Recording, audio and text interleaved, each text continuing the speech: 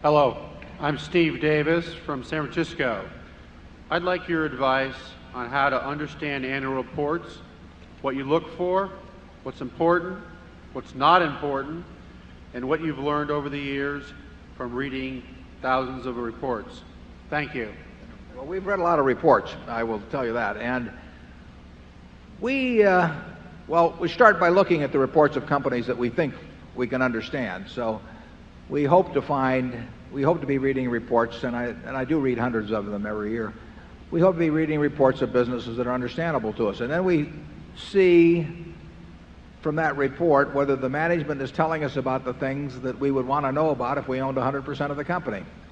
And when we find a management that does tell us about those things and that is candid in the same way that a manager of a subsidiary would be candid with us and talks in language that we can understand, it definitely improves our feeling about investing in such a business, it definitely improves our feeling about investing in such a business, and the reverse turns us off to some extent. So if we read a bunch of public relations gobbledygook, we want to understand the business better when we get through with the annual report than when we picked it up.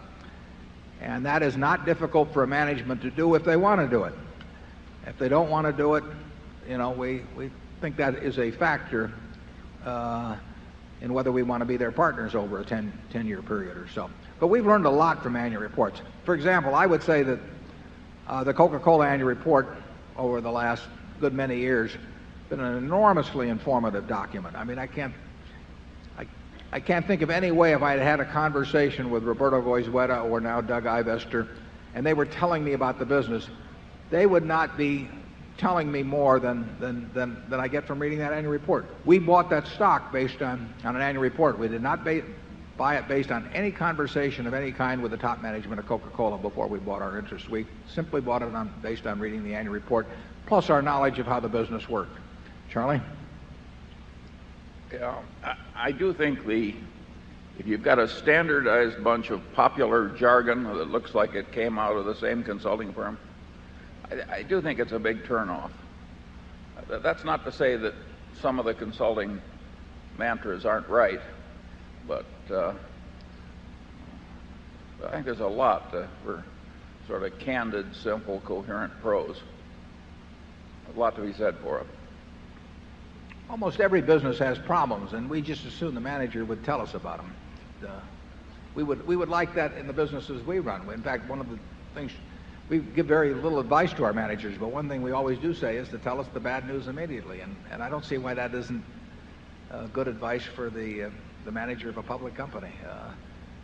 Over time, I'm positive it's the best.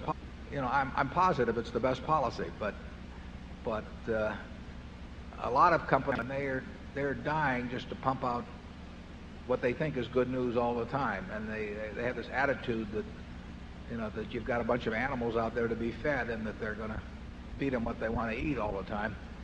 And over time, the animals learn.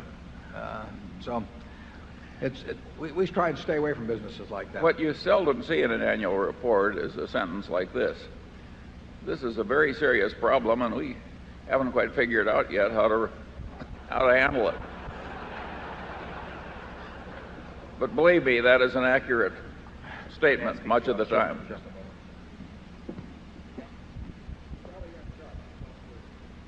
All right, zone 3.